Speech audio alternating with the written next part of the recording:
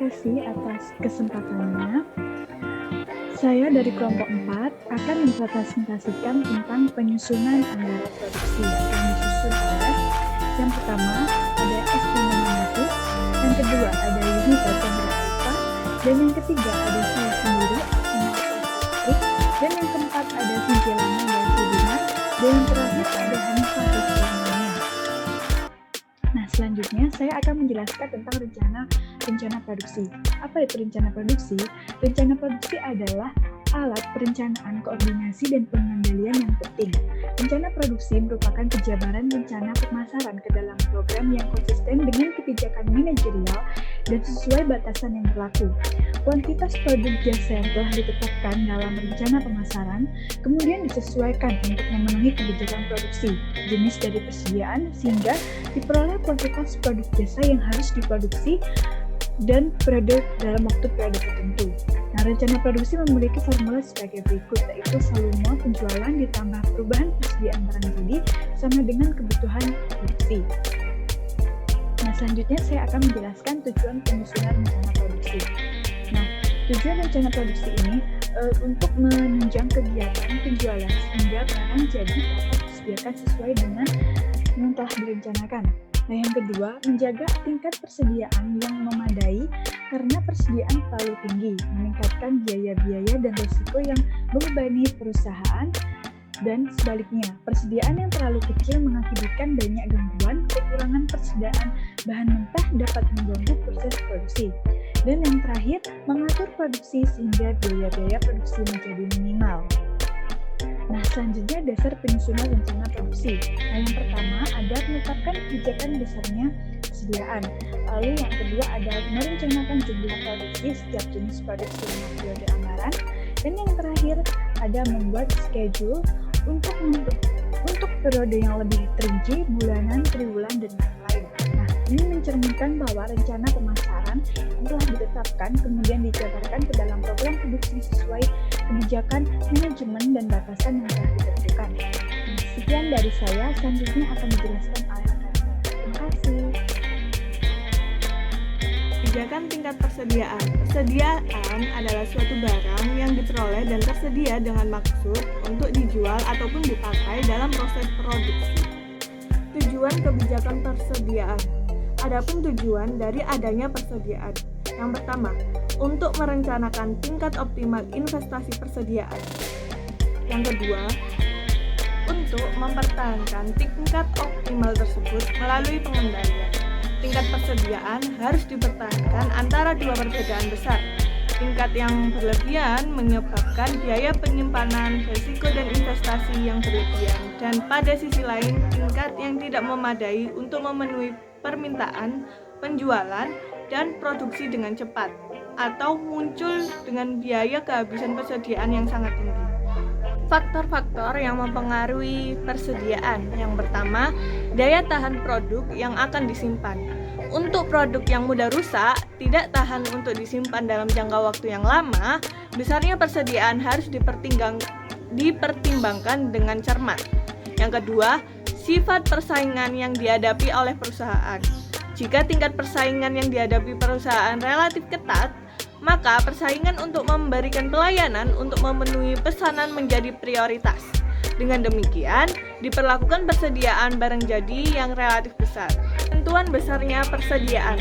Untuk menentukan besarnya persediaan barang atau bahan mentah setiap bulannya, maka dilakukan perhitungan dengan cara-cara sebagaimana berikut. Yang pertama, disesuaikan dengan kebutuhan bulanannya. Lalu yang kedua, batas maksimum dan minimumnya.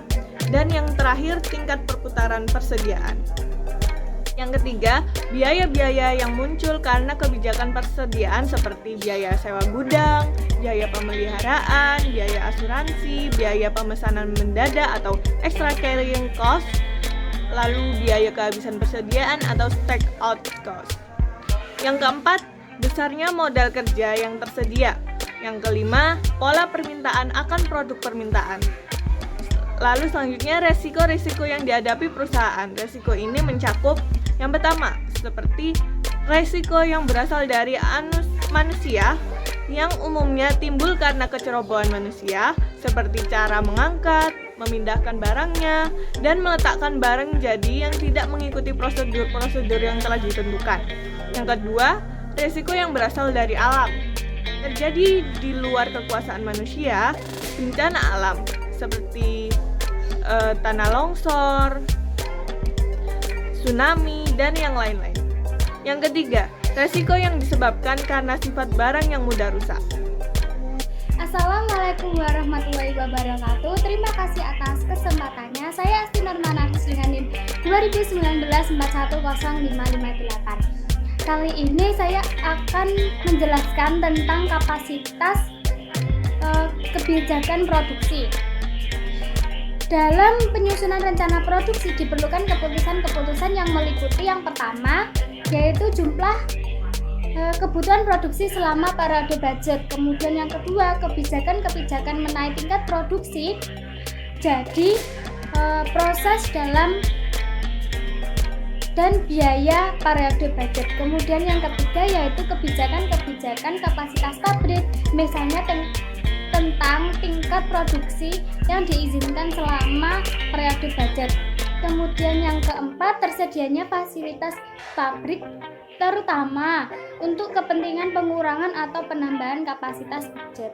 Yang kelima yaitu tersedianya bahan baku pembelian dan tenaga kerja. Kemudian yang keenam, dampak lama proses produksi. Kemudian yang ketujuh yaitu jumlah produksi ekonomis, dan kedelapan yaitu karakteristik proses produksi. Kemudian selanjutnya adalah pembuatan rencana produksi. Rencana produksi merupakan suatu perencanaan tingkat atau volume barang yang harus diproduksi oleh perusahaan agar sesuai dengan volume atau tingkat penjualan yang direncanakan. Dalam hal ini, manajer produksi harus menerjemahkan kuantitas yang direncanakan dalam anggaran penjualan ke dalam unit produksi yang dibutuhkan selama periode anggaran untuk setiap jenis produk dengan mempertimbangkan kebijakan persediaan manajemen. Kemudian selanjutnya yaitu kebijakan tingkat produk dan persediaan. Setelah memproduksi dianggarkan untuk satu periode tertentu, maka masalah berikutnya adalah membagi rata-rata produksi untuk ini itu menurut sementara selama 1 tahun anggaran. Pendekatan yang digunakan untuk membuat rencana produk bergantung berdasarkan karakteristik dari proses produksinya. Di sini terdapat 3 pendekatan. Yang pertama yaitu mengutamakan stabilitas produksi, kemudian yang kedua yaitu mengutamakan stabilitas persediaan, lalu yang ketiga yaitu kombinasi keduanya yang tidak mengutamakan keduanya, baik produksi maupun persediaan. Baik, selanjutnya saya University Mania akan menjelaskan terkait pola dasar produksi dan persediaan. Nah, pola dasar produksi dan persediaan ini ada 3 pola, yaitu yang pertama pola produksi stabil, yang kedua pola produksi gelombang, dan yang ketiga pola produksi moderat. Nah, di sini saya akan menjelaskan untuk pola pertama, yaitu pola produksi stabil. Secara umum, perusahaan memiliki pola penjualan musiman. Namun, perusahaan dihadapkan pada keputusan yang meningkatkan efisiensi produksi yang biasanya ditingkatkan melalui volume produksi yang relatif stabil. Nah, untuk pilihan pertama dari kebijakan produksi adalah mengutamakan stabilitas tingkat produksi. Konsekuensi dari kebijakan ini adalah tingkat persediaan dibiarkan berfluktuasi atau mengembang untuk menyamaratakan besaran produksi dan menyesuaikan pola penjualan musiman. Nah, untuk pola produksi yang kedua yaitu pola produksi gelombang. Persediaan merupakan investasi yang relatif tinggi dan mempunyai pengaruh yang besar pada fungsi utama perusahaan dan laba yang bakal diperoleh. Untuk itu, kebijakan yang mengutamakan pengendalian tingkat persediaan menjadi kebijakan penting. Kebijakan kedua ini merupakan kebalikan dari kebijakan sebelumnya, yakni kebijakan yang memprioritaskan tingkat persediaan yang stabil. Dampak dari stabilitas persediaan ini menjadikan tingkat produksi berfluktuasi langsung terhadap pola penjualan musiman. Nah, untuk yang pola ketiga yaitu pola produksi moderat. Kebijakan ini merupakan kombinasi kedua kebijakan di atas, di mana tingkat produksi dan tingkat persediaan sama-sama berubah pada batas-batas tertentu. Dalam kebijakan ini, perusahaan menetapkan tingkat persediaan dan produksi sedemikian rupa sehingga fleksibilitas yang masuk akan diperbolehkan dalam persediaan dan produksi. Nah, selanjutnya akan dijelaskan oleh rekan saya. Baik, selanjutnya adalah anggaran produksi sebagai alat perencanaan, koordinasi, dan pengendalian. Yang pertama, perencanaan.